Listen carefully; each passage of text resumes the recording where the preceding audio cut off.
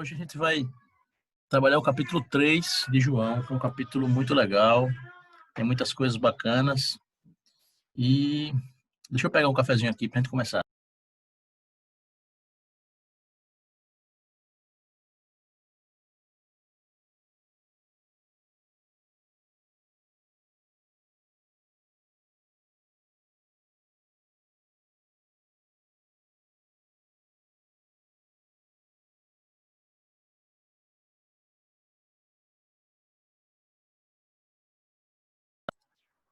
Amém.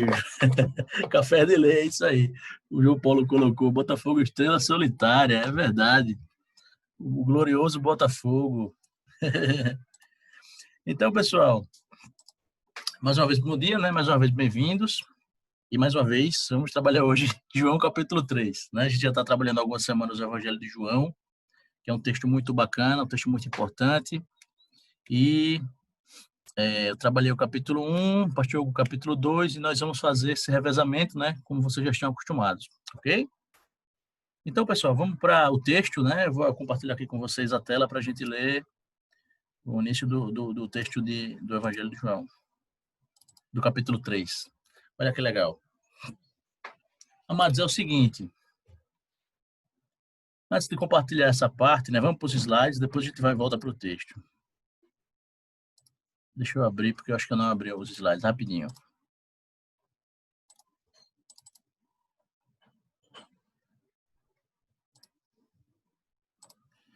Pronto, vou compartilhar com vocês aqui os slides.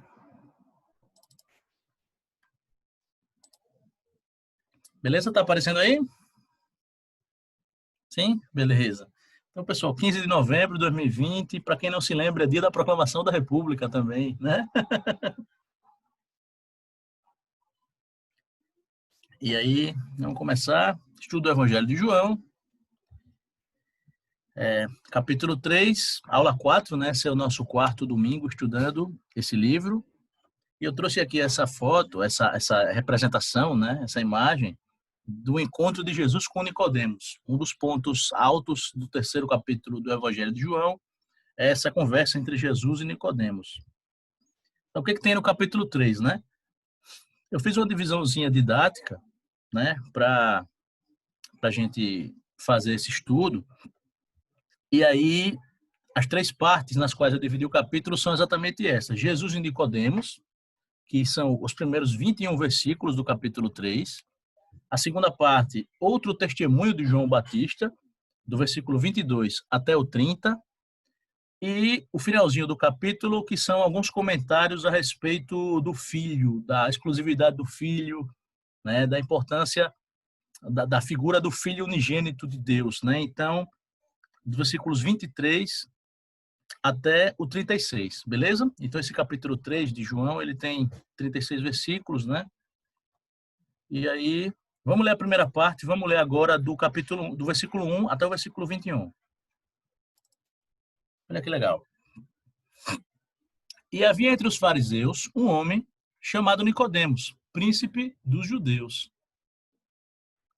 Este foi ter de noite com Jesus e disse-lhe: Rabi, bem sabemos que és mestre vindo de Deus, porque ninguém pode fazer estes sinais que tu fazes se Deus não for com ele. Jesus respondeu e disse-lhe: na verdade, te digo que aquele que não nascer de novo não pode ver o reino de Deus. Disse-lhe Nicodemos: Como pode um homem nascer sendo velho? Pode, porventura, tornar a entrar no ventre de sua mãe e nascer? Jesus respondeu: na verdade, te digo que aquele que não nascer da água e do Espírito não pode entrar no reino de Deus. O que é nascido da carne é carne, e o que é nascido do Espírito é Espírito. Não te maravilhes de te ter dito: necessário vos é nascer de novo. O vento assopra onde quer, e ouves a sua voz, mas não sabes de onde vem, nem para onde vai. Assim é todo aquele que é nascido do Espírito. Nicodemos respondeu e disse-lhe: Como pode ser isso? Jesus respondeu e disse-lhe: Tu és mestre de Israel e não sabes isto? Na verdade, te digo que nós dizemos o que sabemos e testificamos o que vimos, e não aceitais o nosso testemunho. Se vos falei de coisas terrestres e não crestes, como crereis se vos falar das celestiais? Ora, ninguém subiu ao céu, senão o que desceu do céu, o Filho do Homem, que está no céu. E, como Moisés levantou a serpente no deserto, assim importa que o Filho do Homem seja levantado, para que todo aquele que nele crê não pereça, mas tenha a vida eterna.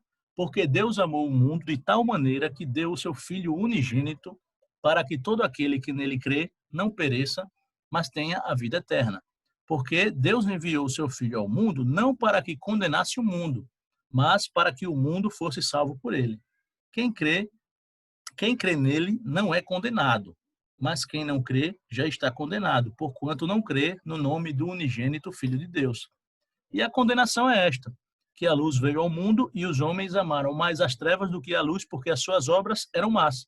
Porque todo aquele que faz o mal odeia a luz e não vem para a luz para que suas obras não sejam reprovadas. Mas quem pratica a verdade vem para a luz a fim de que as suas obras sejam manifestas porque são feitas em Deus. Amém? Então, amados, esse é o começo do capítulo, a parte da conversa de Jesus com Nicodemos. E um detalhe, se a gente fosse dividir também, né, essa conversa de Jesus com Nicodemos em temas, a gente poderia encontrar dois temas, nós iríamos encontrar dois temas macro, né? O novo nascimento e a missão de Jesus, né? Quando Jesus faz analogia, né, na verdade, quando Jesus faz referência à serpente de bronze e quando Jesus traz, né, a revelação de que Deus amou o mundo de tal maneira que enviou o seu único filho para que todo aquele que nele crê não pereça, né? Então, Jesus apresenta para Nicodemos o conceito do novo nascimento e Jesus expõe para Nicodemos em que consiste a sua obra, né? Ok, pessoal? Então, vamos compartilhar os slides para a gente ver ponto por ponto, né? Tem bastante coisa, é muito bacana esse texto. Não por acaso é um dos textos mais conhecidos, né? Do Evangelho de João. Olha que legal.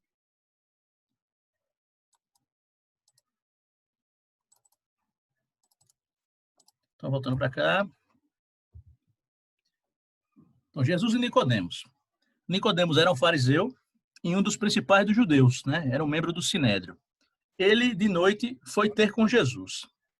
Bom, mas a primeira informação que a gente encontra é que havia entre os fariseus um homem chamado Nicodemos, e era um príncipe dos judeus. E ele foi ter com Jesus de noite, né? Então, a gente sabe que Nicodemos é um fariseu, ou seja, é um membro do partido dos fariseus, né? Ele é membro de um grupo específico dos guardiões da lei e da tradição rabínica, né? Os fariseus, eles controlavam as sinagogas. Os fariseus eram o grupo religioso mais numeroso e mais popular na época de Jesus. Eles eram geralmente da classe média, né? Eram artesãos, eram comerciantes, né? A sua origem, né? Eram pequenos proprietários, enquanto os saduceus eram o grupo dos grandes proprietários. Então havia diferenças entre fariseus e saduceus, diferenças de credo, né? Diferença de prática religiosa e diferenças também na sua origem, enquanto classe social. Então Nicodemos é um dos fariseus, e Nicodemos, quando João diz que ele era um dos principais dos judeus, ele quer dizer que ele era um membro do Sinédrio. Ele era um membro do conselho. O que é que era o Sinédrio? É como se fosse o conselho dos anciãos, né? A gente vai ver nos evangelhos, nós vemos nos evangelhos, que Jesus foi julgado pelo Sinédrio, né? O Sinédrio era um conselho formado por 70 anciãos, 70 pessoas importantes, e aí a gente tinha fariseus, saduceus, escribas, leigos, né? Eram pessoas importantes da comunidade judaica, e era presidido pelo sumo sacerdote. Quem controlava de fato o Sinédrio eram os saduceus, mas os fariseus eram maioria no Sinédrio. E Nicodemos era um desses caras. Era um membro do partido dos fariseus, ou seja, era um rabino, né? Era um mestre da religião, né? Do judaísmo. Ele era um dos príncipes, né? Porque ele era membro do Sinédrio. E o texto diz que ele foi ter com Jesus de noite. João não diz porque ele foi ter com Jesus de noite, ok? O que se fala comumente é que ele foi de noite porque ele tinha medo da opinião dos outros. Isso não está no texto bíblico. A Bíblia fala que José de Arimateia era discípulo de Jesus por medo dos judeus. Ele era discípulo em oculto, José de Arimateia. Mas sobre Nicodemo, João não diz o motivo dele ter ido à noite, ok? E a gente pode especular mil coisas, mas o texto realmente não diz. É possível que fosse realmente por ter medo dos outros? É, com certeza, é possível, né? Mas a gente não tem como dizer, porque a Bíblia não diz, ok? Ele pode ter ido à noite porque era o tempo que ele tinha, por exemplo. Ele pode ter ido à noite porque era o tempo que Jesus tinha, por exemplo, né? Até porque a gente está no começo do ministério de Jesus. Jesus ainda não recebe aquela oposição ferrenha dos últimos meses do seu ministério, ok? E a gente vê fariseus, por exemplo, recebendo Jesus nas suas casas, né? Então, é por isso que pode ser que Nicodemos tenha ido até Jesus de noite, não porque tivesse medo ou porque quisesse esconder, mas por qualquer outro motivo. Ok, pessoal? Mas isso não é tão importante, beleza? É, uma coisa bacana é que esse encontro se dá em Jerusalém, ok? Uma das diferenças, né, entre o Evangelho de João e os Evangelhos sinóticos é o fato de que o Evangelho de João mostra muitos momentos do ministério de Jesus na Judéia, diferentemente dos sinóticos que enfatizam Jesus na Galileia, né, mostrando algumas viagens a Jerusalém. Então a gente tem no capítulo 2, é o capítulo que o pastor Hugo trabalhou na semana passada, que começa com as bodas em Caná, depois a gente vê Jesus em Jerusalém expulsando os vendilhões do templo, né? E os cambistas. E aí, essa palavra vendilhões está muito na moda, mas não é uma palavra bíblica, ok? Os vendedores e os cambistas do templo. E aí a gente sabe que Jesus estava em Jerusalém e Nicodemos provavelmente morava em Jerusalém por ser um membro do Sinédrio, né? Por estar ligado à cúpula do grupo dos fariseus. Então ele vai ter com Jesus. A gente não sabe onde. Provavelmente na casa que estava hospedando Jesus, ok? Ou no lugar onde ele estava pernoitando, né? Não era na casa de Jesus, porque Jesus não tinha casa em Jerusalém, uma vez que ele não morava em Jerusalém. Ele estava em Jerusalém circunstancialmente.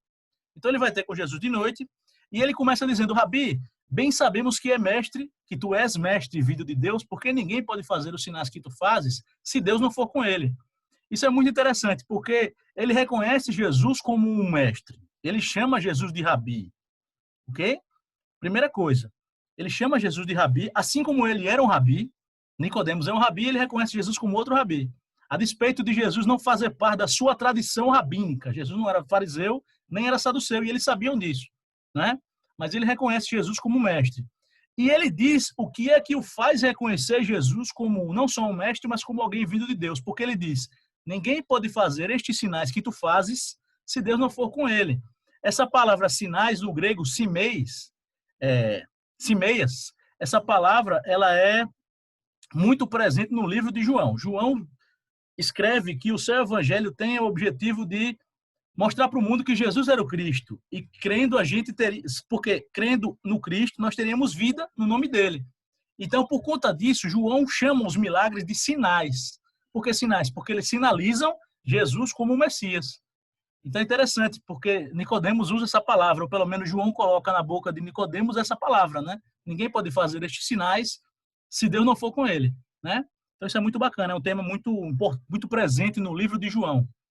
E aí, Jesus responde para Nicodemos: em verdade te digo. Em verdade é uma forma de iniciar uma sentença usada por Jesus nos evangelhos e duplicada em João, que indica em verdade, trazendo a ênfase, né? Vai ser um dito muito importante, vai ser algo que precisa ser ouvido e aprendido e guardado, né? Então Jesus diz: em verdade te digo que aquele que não nascer de novo não pode ver o reino dos céus, ou não pode ver o reino de Deus, na verdade. O reino de Deus é o termo que ele usa.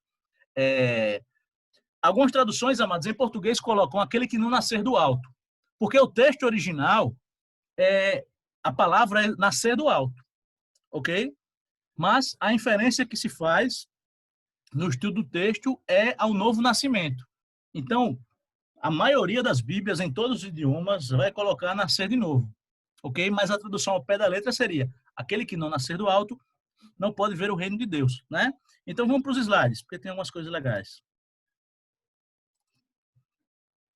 Então, olha só, já tinha adiantado tudo isso, né? Nicodemos era um fariseu, um dos príncipes dos judeus, era um membro do Sinédrio, foi ter com Jesus de noite, se dirige a Jesus como Rabi. Ele considera que Jesus é enviado por Deus, devido aos sinais que ele fazia, né? E aí Jesus diz: em verdade te digo que se alguém não nascer de novo, não pode ver o reino de Deus. Versículo 3. Então, amados, olha só. Jesus está conversando com uma liderança judaica, né? Um fariseu. O cara começa dizendo, Rabi, a gente sabe que você é mestre. E aí Jesus, do nada, fala isso, né? Mas com certeza o diálogo tem muito mais coisa. Com certeza Jesus não deu um fora em Nicodemos. As pessoas dizem, não, Nicodemos foi bajular Jesus, Jesus deu um fora. Não, com certeza não é isso. Jesus foi num ponto central, porque ele sabia com quem ele estava dizendo e ele sabia qual era o anseio do coração de Nicodemos. Nicodemos tinha uma curiosidade pelo reino de Deus. Então Jesus traz o reino de Deus para a conversa, ok? Então Jesus não joga isso do nada, sabe? Como se bruscamente ele tivesse, sei lá, dado fora no seu interlocutor, né? Quando Jesus traz essa revelação, né, sobre o reino, Jesus está mostrando para Nicodemos que a visão que o Nicodemos tem sobre o reino é uma visão equivocada. Nicodemos é um líder religioso do povo, com certeza tinha a noção do reino de Deus como um reino nacional, né, que seria governado pelo Messias, que seria um líder militar, que deveria expulsar os romanos, deveria restabelecer a soberania do povo, estabelecer o reino de Deus, mas a partir dessa liderança militar, desse reino que é étnico e que é nacional, né? Então, com certeza, ele estava ansioso pelo reino, e quando ele foi até Jesus, e havia aquela especulação se Jesus não seria o Messias, com certeza ele tinha no coração esse desejo de saber se Jesus era o Messias e de entender como é que seria o estabelecimento desse reino. Então, Jesus traz para ele essa revelação de que o reino não é nacional, de que o reino não é étnico, e que o reino ele é espiritual e o seu ingresso se dá pela fé. E o requisito, né, para a entrada no reino é nascer do alto, é nascer na água e no espírito. Então, Jesus traz essa mensagem para ele. Em verdade, eu te digo que aquele que não nascer de novo não pode ver o reino de Deus. Isso deixa Nicodemos confuso, porque Nicodemos não está pensando em termos espirituais. Nicodemos não está pensando no mesmo nível que Jesus está trazendo no nível no qual Jesus está trazendo aquela mensagem. Então ele diz: e como é que pode ser isso? Nascer de novo? Eu sou um cara velho, vou voltar para o ventre da minha mãe. É possível que um homem possa nascer de novo sendo já velho? E Jesus começa a desenvolver o tema. Olha que legal. Então, Jesus introduz o conceito do novo nascimento, né, como condição para o ingresso no reino de Deus, né? A visão que Nicodemos possuía do reino de Deus era equivocada. E aí, Jesus traz essa mensagem: aquele que não nascer da água e do Espírito não pode entrar no reino de Deus. Porque Nicodemos ainda está perplexo, né, e querendo entender o que seria nascer de novo. Ele está pensando ainda no nascimento carnal. Então Jesus diz: aquele que não nascer da água e do Espírito. Olha que legal, amados. Olha só. Da água e do Espírito, né? O termo grego é esse aqui. Ex udatos kai pneumatos. Que mostra que não é nascer... porque, assim, existe uma interpretação de que nascer da água e do Espírito seria o nascimento natural, né? Que é o nascimento da água, quando a criança sai do útero, né? No qual ele está imersa no líquido amniótico, e depois o nascimento do Espírito.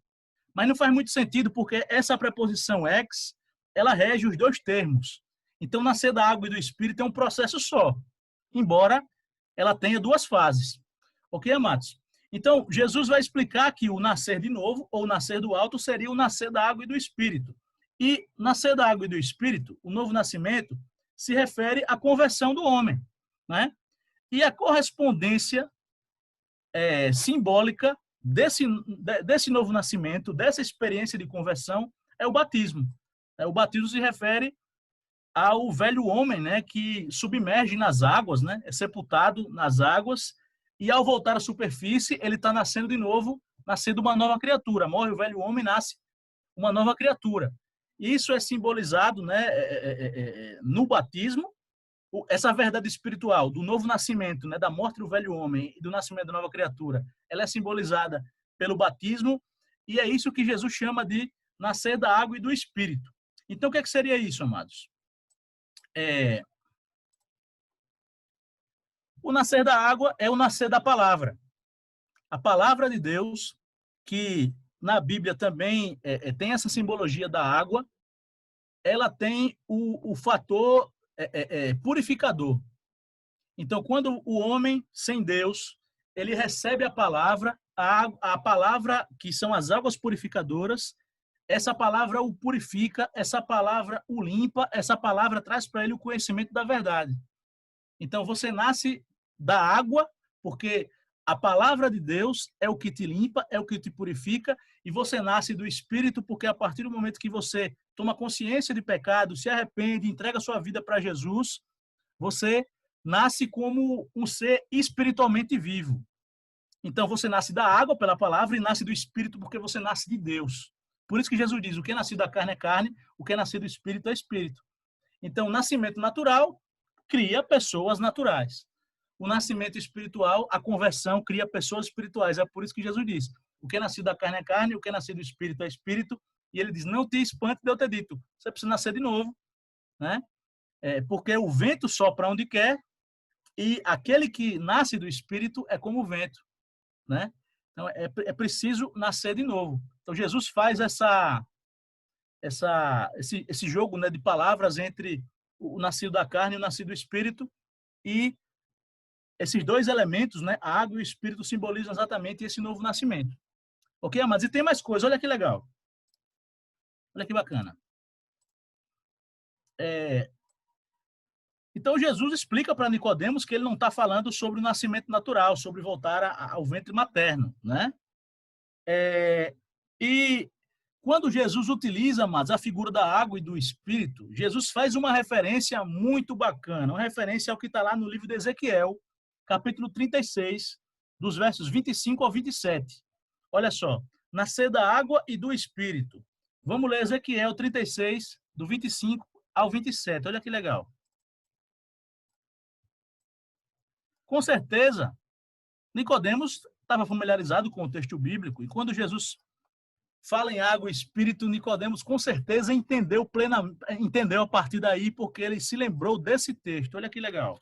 Ezequiel capítulo 36, a partir do versículo 25. Então, aspergirei água pura sobre vós e ficareis purificados. De todas as vossas imundícias e de todos os vossos ídolos vos purificarei. E dar-vos-ei um coração novo, e porei dentro de vós um espírito novo. E tirarei da vossa carne o coração de pedra, e vos darei um coração de carne.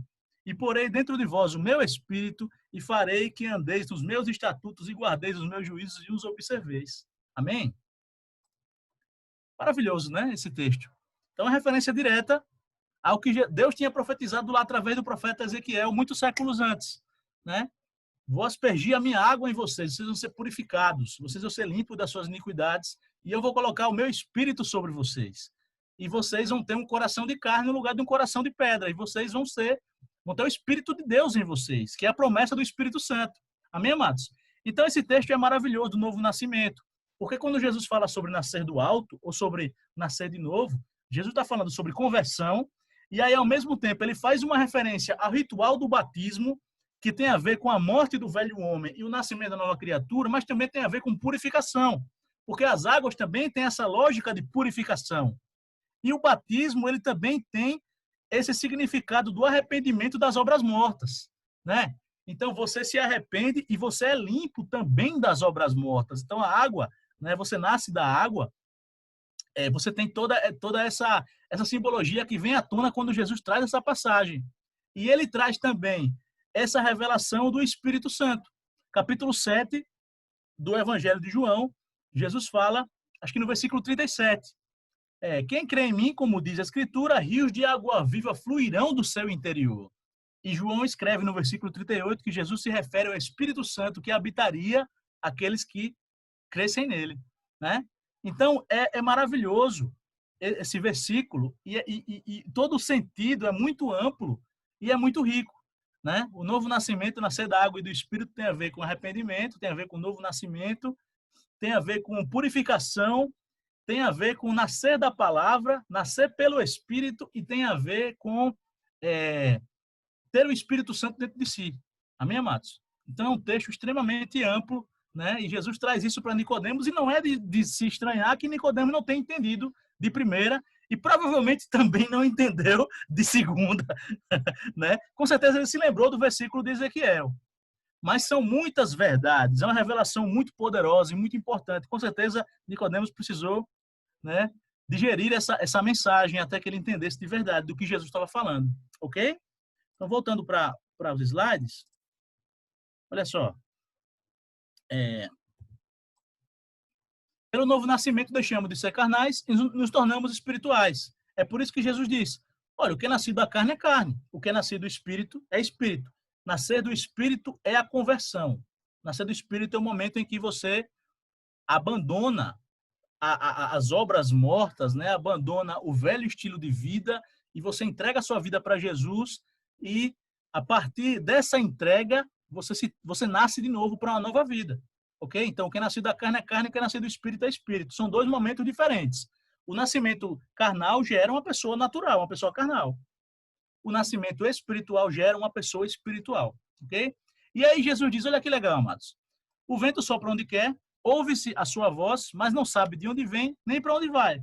Assim são aqueles que nascem do Espírito, que é o versículo 8. Quem é espiritual não está preso às limitações terrenas. Por isso que ele diz, o vento sopra onde quer.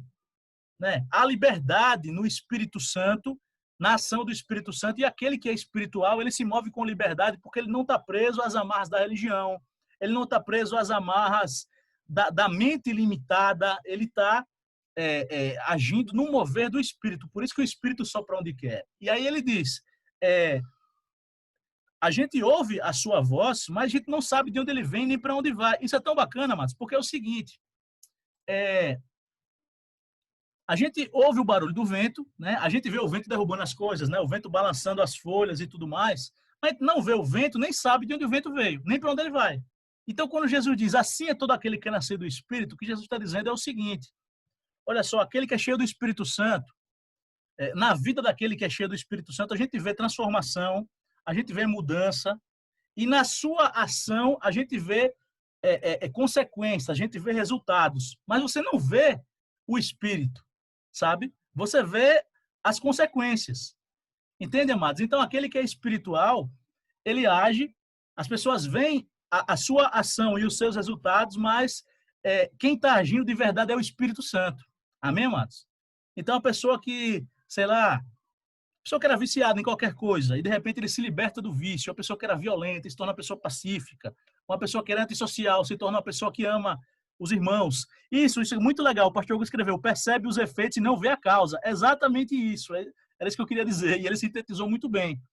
Então, aquele que você percebe os efeitos do agir do Espírito Santo, mas você não vê a causa, porque é o Espírito quem está agindo. E é isso que Jesus está dizendo. Amém, amados? Então, esse versículo é muito legal. Né? E eu tinha muita curiosidade, porque eu não entendia muito bem, né? O que Jesus está querendo dizer com isso, né? Mas essa explicação ela é bem coerente, né? Você vê os efeitos da ação do Espírito, mas você não vê a causa, porque é o Espírito quem está agindo, mas ele age poderosamente, né? E aí, amados, olha que legal. Então, Nicodemos tem dificuldade para entender, né? No versículo 10, versículo 11, a gente vê, olha que legal, vemos a oposição entre nós e vós. O que é isso? Olha só. Jesus diz, nós falamos do que entende. Deixa eu ler o texto bíblico para a gente não perder esse detalhe. Compartilhar de novo a tela para a gente ler o versículo 10 e o versículo 11. Olha só. João, capítulo 3 aqui.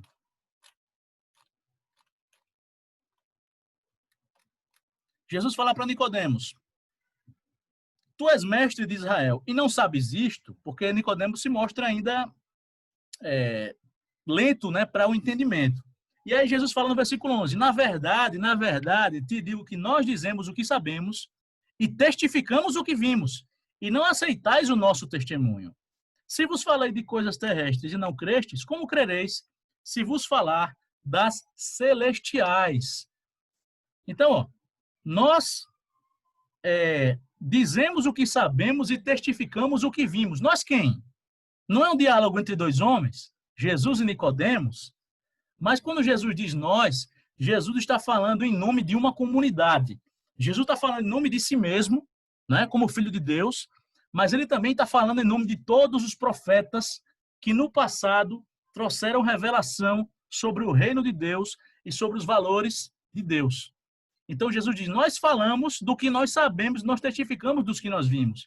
E ele diz, se eu falar de coisas espirituais, vós não crestes, vós, não é tu, né? Como vocês vão crer se eu falar de coisas, se eu falo de coisas terrenas e vocês não creem, como é que vocês vão crer se eu falo de coisas celestiais?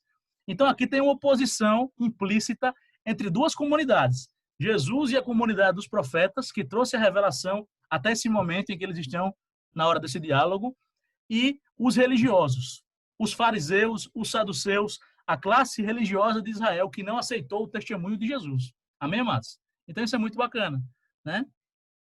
E aí, voltando para a tela, olha que legal. Então a gente tem a oposição entre esses dois grupos, né? O nós e o vós. Jesus fala em nome de si mesmo e dos profetas de Deus. Nicodemos representa uma comunidade religiosa que não entendia nem aceitava o testemunho dele, ok? E aí o finalzinho dessa parte, né? Dessa parte inicial, a gente vai entrar na questão da serpente de bronze, né? E no sacrifício expiatório de Jesus. Jesus prossegue dizendo, ora, ninguém subiu ao céu, senão o que desceu do céu, o Filho do Homem que está no céu. E como Moisés levantou a serpente no deserto, assim importa que o Filho do Homem seja levantado, para que todo aquele que nele crê não pereça, mas tenha vida eterna, porque Deus amou o mundo de tal maneira que deu o seu Filho unigênito para que todo aquele que nele crê não pereça, mas tenha a vida eterna. Porque Deus enviou o seu Filho ao mundo não para que condenasse o mundo, mas para que o mundo fosse salvo por ele, né? Do versículo 13 até o versículo 17. Então, mas a serpente de bronze, que é citada aqui por Jesus, ela está no capítulo 21 do livro de Números, especificamente o versículo 9, né, que é esse momento em que a gente tem essa correlação, né? O que seria isso?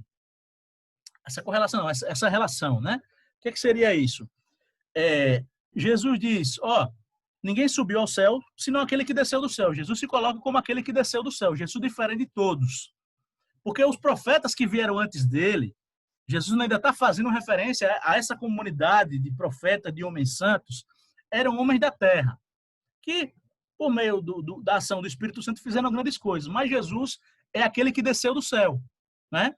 Aquele que desceu é aquele que torna a subir ao céu, porque ele é do céu, ele não é da terra, né? O Filho, a pessoa do Filho. E aí Jesus diz, assim como Moisés levantou a serpente de bronze no deserto, assim importa que o Filho do Homem seja levantado. O que é isso? Capítulo 21 de Números mostra um momento em que, na travessia do povo de Israel no deserto, o café já esfriou. Na travessia do povo de Israel no deserto, num dado momento, eles foram picados por serpentes ardentes, porque era um povo que murmurava, era um povo que reclamava de Deus, era um povo de cabeça dura, e muitas vezes eles acabavam recebendo consequência da sua rebeldia, né? Então, as serpentes ardentes atacaram o povo no meio do deserto, e Deus disse para Moisés, Moisés, faça uma serpente de bronze enrolada numa haste e levanta essa serpente para que todo aquele que, ao ser picado pela serpente, olhe para ela.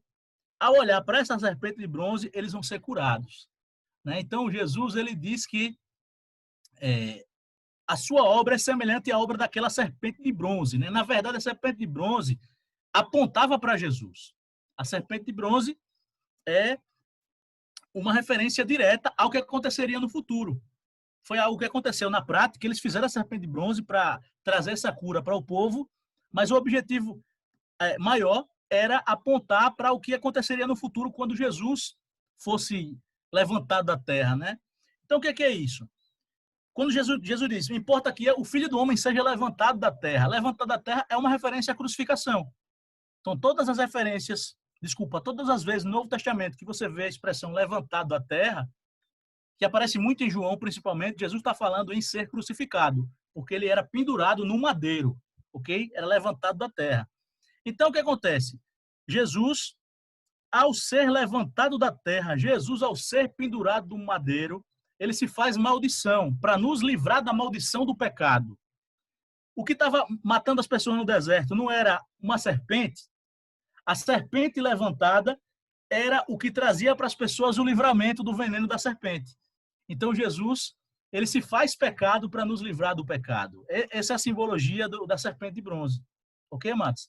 Então, a serpente de bronze era uma sombra do que aconteceria na vinda de Jesus. Ela apontava para o sacrifício de Jesus. E ele diz isso claramente para Nicodemos, e Nicodemos, com certeza, entende isso perfeitamente.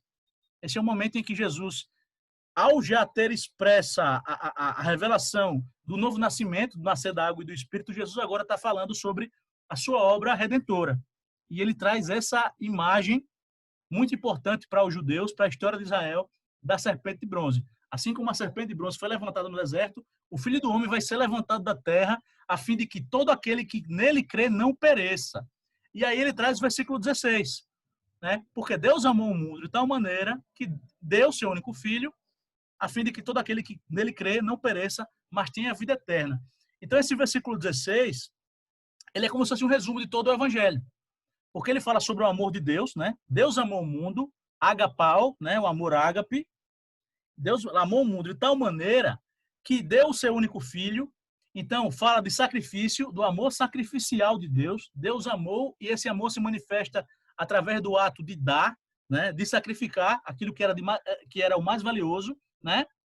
Ele fala sobre a universalidade da salvação, porque ele diz: todo aquele que nele crê, todo aquele que nele crê, né? O alcance universal da salvação.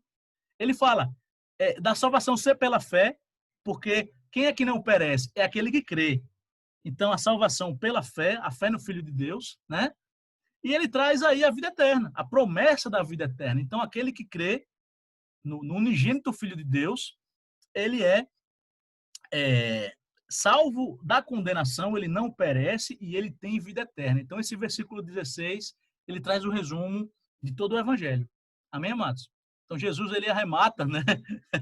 essa associação com a serpente de bronze, quando ele traz, no versículo 16, objetivamente, né, a sua obra para o entendimento de Nicodemos. E aí, olha que legal.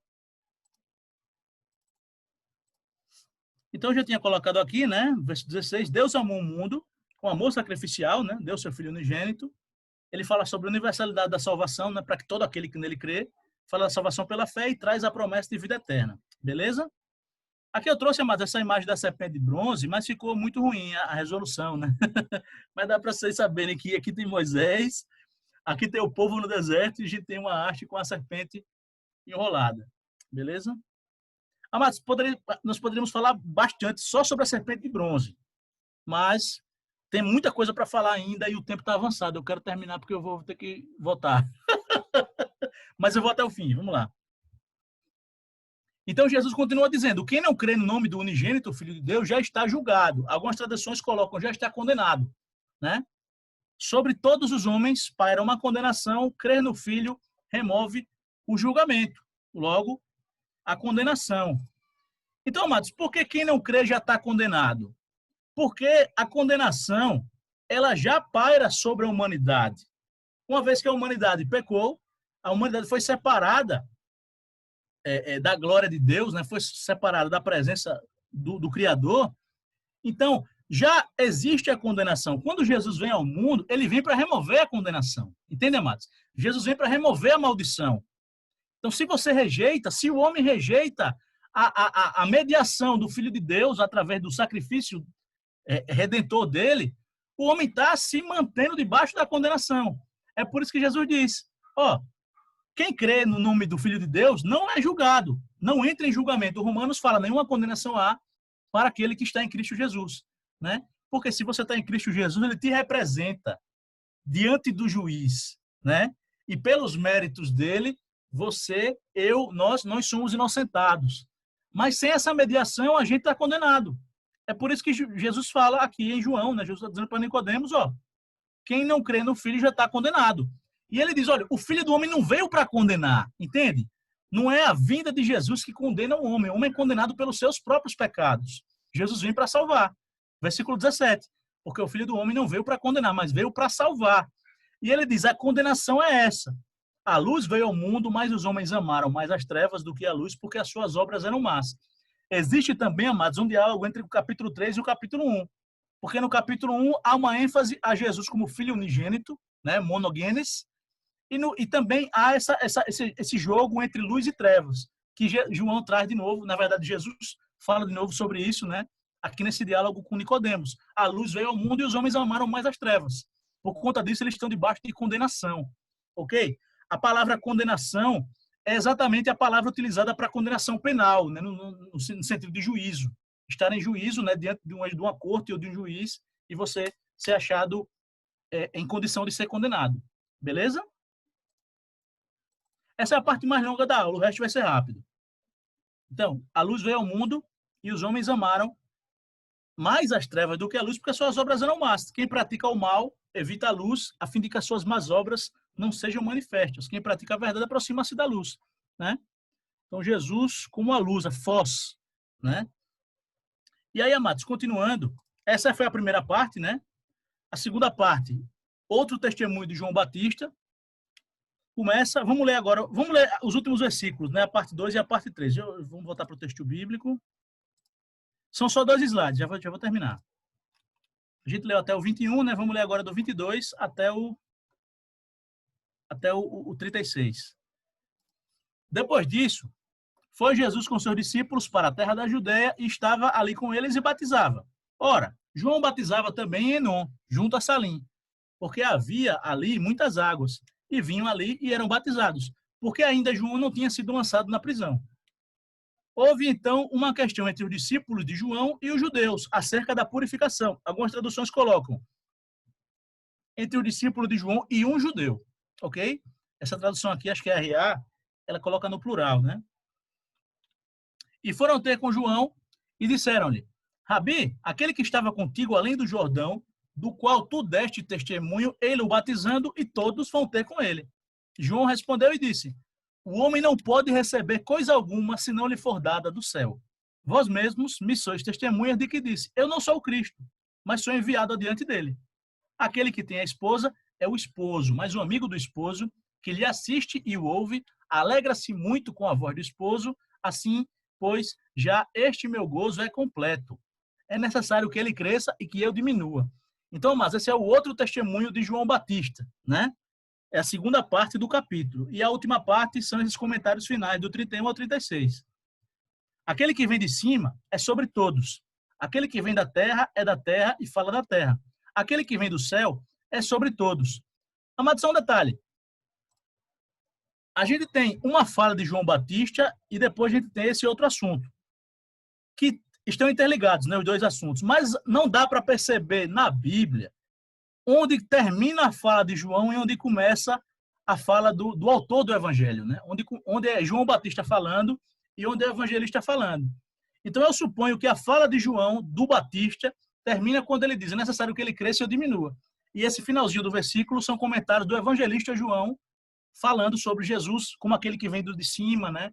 Como filho de Deus, que é o nosso único caminho para o Pai, né? Que é o que a gente vai ler aqui no finalzinho, beleza? Então, olha só, versículo 32. E aquilo que ele viu e ouviu, isso testifica, e ninguém aceita o seu testemunho. Aquele que aceitou o seu testemunho, esse confirmou que Deus é verdadeiro. Porque aquele que Deus enviou fala as palavras de Deus, pois não lhe dá Deus o Espírito por medida. O Pai ama o Filho e todas as coisas entregou nas suas mãos. Aquele que crê no Filho tem a vida eterna, mas aquele que não crê no Filho não verá a vida, mas a ira de Deus sobre ele permanece. Amém?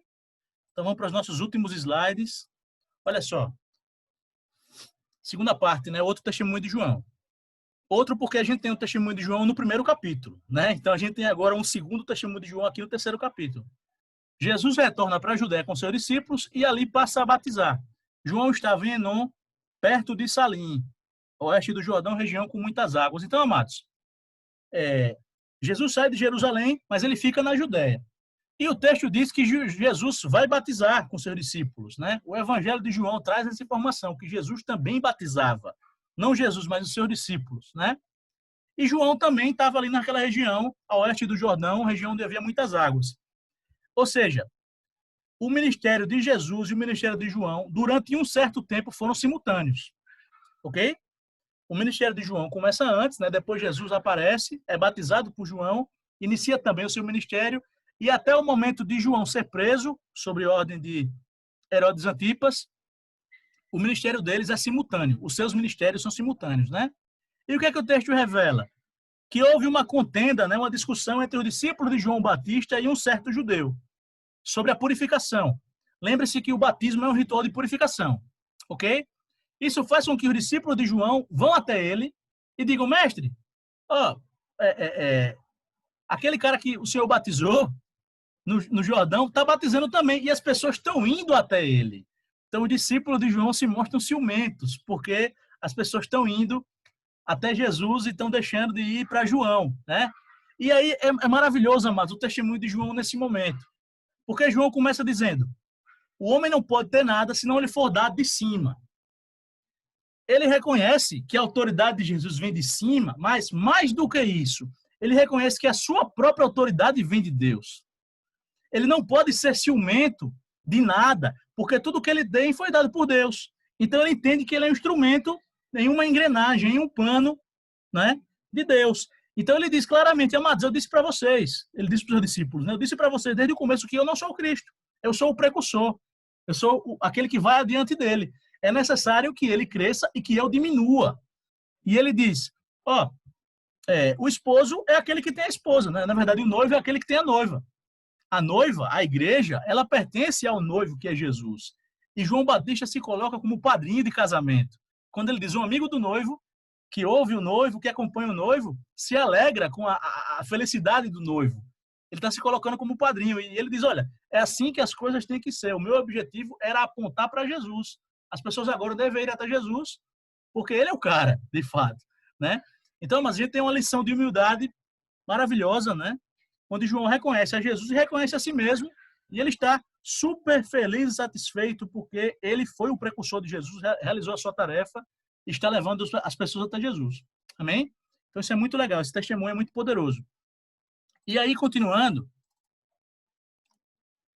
o discípulo sente ciúme, né, por causa do crescimento e da influência de Jesus. Aí João fala, o homem não pode receber coisa alguma que não lhe tenha sido dada dos céus. Então ele testemunha que Jesus é o Cristo, Jesus deve crescer e ele diminuir, né? Ele não deve fazer sombra para o ministério de Jesus. Ele nem poderia, né? Mas ele está muito tranquilo com isso, porque ele sabe que Jesus é o Cristo e que as pessoas agora devem ir até o Cristo. Ele deve sair de cena enquanto Jesus se fortalece, enquanto Jesus cresce, enquanto Jesus realiza o seu ministério. Ele traz aqui a metáfora do casamento, né? O noivo, a noiva e o amigo do noivo. E aí o finalzinho, são os últimos versículos, né? A exclusividade do Filho. João escreve, quem vem do céu está acima de todos. Então, quando ele fala isso, amados, isso é tão legal, porque é o seguinte, esses versículos finais, eles não podem ser entendidos dissociados do resto do capítulo. Então, quando ele diz, quem vem do céu é acima de todos, todos quem? Jesus, ele está comparando Jesus com todos os outros apóstolos, todos os servos de Deus, de diferentes épocas, inclusive com João Batista. Jesus vem do céu e ele é acima de todos. Ele coloca Jesus como proeminente, Jesus como único, né? Jesus como superior a todos os outros. Essa é a primeira coisa que João diz, né? Nesse comentário final. E ele diz, ele testifica do que tem visto e ouvido. Isso é tão bacana, amados. Porque Jesus era o único que podia, de fato, testificar das coisas celestes, porque ele veio do céu. Entende isso? Né? Ele testifica do que ele tem visto e ouvido e a gente aceita o seu testemunho. Muitos não aceitam, mas quem aceita o seu testemunho confirma a veracidade de Deus, né? Porque quando você aceita o testemunho de Jesus, você confirma que ele é de Deus, você se certifica disso. E ele é quem tem autoridade para falar do que via e ouvia, porque ele veio do céu. Amém, amados? Tem uma questão aí. Os marxistas diriam, tem uma questão ontológica, né? E essa expressão seria muito bem empregada. É uma questão ontológica, Jesus vir de cima e ele ter autoridade para falar das coisas celestes, porque ele podia testificar do que via e do que ouvia. E aí, amados, continuando os nossos últimos dizeres aqui, né? Quem crê no Filho se certifica de que Deus é verdadeiro, né? Deus não dá o Espírito por medida. Aí é muito legal, porque tem a diferença qualitativa e quantitativa de Cristo para os servos que vieram antes dele. Ele está falando sobre o testemunho do Filho. Quando ele diz Deus não lhe dá o Espírito por medida, ele está falando de Jesus. O Espírito em Jesus não é por medida. O Espírito nos outros servos eram. No Antigo Testamento, os caras eles ficavam cheios do Espírito de Deus e faziam o que tinham que fazer, o Espírito se retirava deles. Mas o Espírito Santo é pleno na vida de Jesus, né? É uma diferença qualitativa. A qualidade da sua mensagem e da sua obra é muito superior, e quantitativa porque o Espírito não está por medida, o Espírito está plenamente em Cristo. Opa, deixa eu voltar aqui.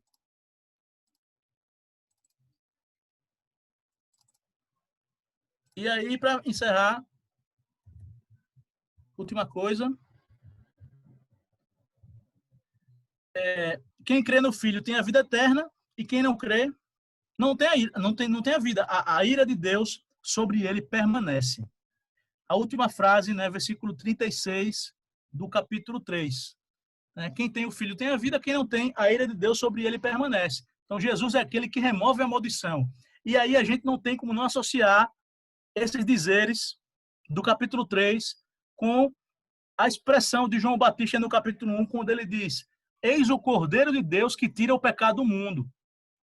Lembra que a gente está falando sobre batismo, sobre águas purificadoras, né? Sobre o arrependimento das obras mortas. Então, Jesus é aquele que tira o pecado, Jesus é aquele que remove a iniquidade. É por isso que quem crê no Filho tem a vida eterna. Porque a partir da fé no Filho você tem a iniquidade removida e você é purificado, a ponto de ter comunhão com Deus e o Espírito Santo dentro de você. Mas quem não crê no Filho, a ira de Deus sobre ele permanece. Por quê? Porque você precisa de Jesus. Nós precisamos de Jesus para que ele remova a maldição, para que ele remova os pecados. Porque ele é o Cordeiro de Deus que remove o pecado do mundo. Amém, amados? Então, o capítulo é maravilhoso. A gente poderia passar horas falando, né? Porque cada um desses versículos tem bastante coisa. Mas eu não queria também estender por 2 semanas falando do capítulo 3, porque eu já peguei 2 semanas do capítulo 1, né? E eu senti que eu acabei falando muito atabalhoadamente. Eu espero ter ficado claro, amados.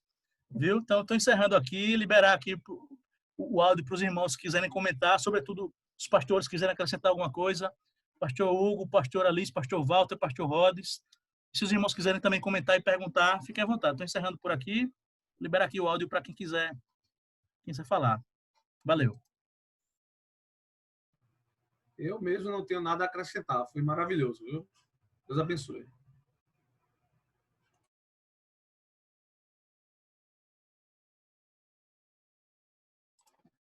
Valeu, pastor Hugo. Se os pastores quiserem comentar alguma coisa. Senão a gente já encerra, viu? Aleluia. Mas foi cansativo esse capítulo, viu? Eu realmente fui dormir muito tarde ontem. Muito cansativo, tem muita coisa para falar. Amém? Valeu? Então, pessoal, muito bom vocês estarem aqui, muito bom a gente ter tido esse momento, né? Agradecer a Deus por esse momento, agradecer a vocês. Que a gente tenha hoje um ótimo domingo, né? Que seja uma tarde muito tranquila e que à noite a gente esteja junto no culto. Vamos fazer a oração para finalizar, né? Ah, só um detalhe, tem umas coisas aqui no chat. Deixa eu dar uma lida aqui, porque eu vi que o pastor Walter escreveu alguma coisa. O pastor Walter escreveu, ao contrário dos fariseus, que pela prática da causa queriam mostrar os seus efeitos tendo uma piedade e aparência. Isso. Ele fez esse comentário em relação a aquele que é nascido do Espírito, né? O pastor colocou que o que é nascido do Espírito a gente percebe os efeitos do Espírito Santo, mas não vê a causa, né? Então o pastor Walter trouxe esse comentário aqui em relação a isso. Muito legal. Então, beleza, amados. Vamos orar para a gente encerrar, né? Senhor Jesus, muito obrigado, Pai, por essa manhã, Pai. Quer dizer, obrigado por essa noite. Obrigado por essa manhã, meu Deus, pela Tua palavra, Pai, viva e eficaz, Pai, por esse estudo, Pai, tão produtivo, meu Deus, que o Senhor possa cada dia nos dar revelação, nos dar entendimento, nos dar conhecimento, Pai, para que a gente aprenda, Pai, da Tua palavra e ponha em prática na nossa vida, meu Deus. O Senhor abençoe muito a nossa igreja, Pai, a nossa liderança, que o Senhor nos abençoe nesse domingo, seja um ótimo dia, que o Senhor abençoe, que a gente possa ir voltar em segurança, Pai, cumprir com as nossas obrigações em segurança e estar reunido no culto nessa noite, Pai, na Tua presença. Que o Senhor abençoe muito o culto dessa noite, em todos os momentos, que os irmãos que não puderem ir possam estar sintonizados no culto online, Pai, que seja um domingo maravilhoso, que o Senhor nos abençoe muito, em nome de Jesus, Pai. Amém. Amém, amados. Então, só lembrando, na próxima semana o pastor Hugo vai trazer o capítulo 4, que é muito legal também, que começa com o diálogo entre Jesus e Samaritana, né? Então vai ser muito Tiago, bacana. Diga, será que é tempo de fazer um último comentário? Diga, claro. Diga. É coisa rápida, gente. O símbolo da serpente de bronze, deixa eu botar o microfone aqui. O símbolo da serpente de bronze é um símbolo muito interessante, porque ele não aparece só na escritura sagrada, né? A serpente pendurada, enrolada numa haste, né? Aponta para o sacrifício de Jesus, porque a serpente é um símbolo do pecado, e ao ser pendurado na cruz, ele se faz pecado em nosso lugar. Mas olha que coisa interessante. Você encontra esse símbolo também entre os gregos, é uma serpente enrolada numa haste, que até hoje é o símbolo da medicina. Já repararam nisso? O símbolo da medicina é uma serpente enrolada numa haste, né? Então, se você vai para a Índia, você também acha esse símbolo, que eles chamam de Kundalini, né? Quer dizer enrolado, né? Que é uma serpente enrolada numa haste. Você vai encontrar isso na América Central, você vai encontrar isso na Ásia, e você encontra isso na cultura pop, né? Para quem assistiu Fullmetal Alchemist, né? O símbolo da troca equivalente, né? É uma serpente enrolada numa haste, né? Então é só uma curiosidade aí para trazer para vocês. Muito bom, pastor. Perfeito, perfeito. Muito bom. A serpente de bronze, ela tem uma centralidade nesse capítulo, né? Por apontar para o sacrifício de Jesus e esse símbolo, tá, como o pastor falou agora, está presente em todas as culturas praticamente. Muito legal. Muito obrigado pelo comentário. E é isso, amados. Vamos encerrar, né? Valeu. Um abraço a todo mundo. Até mais tarde. Falou.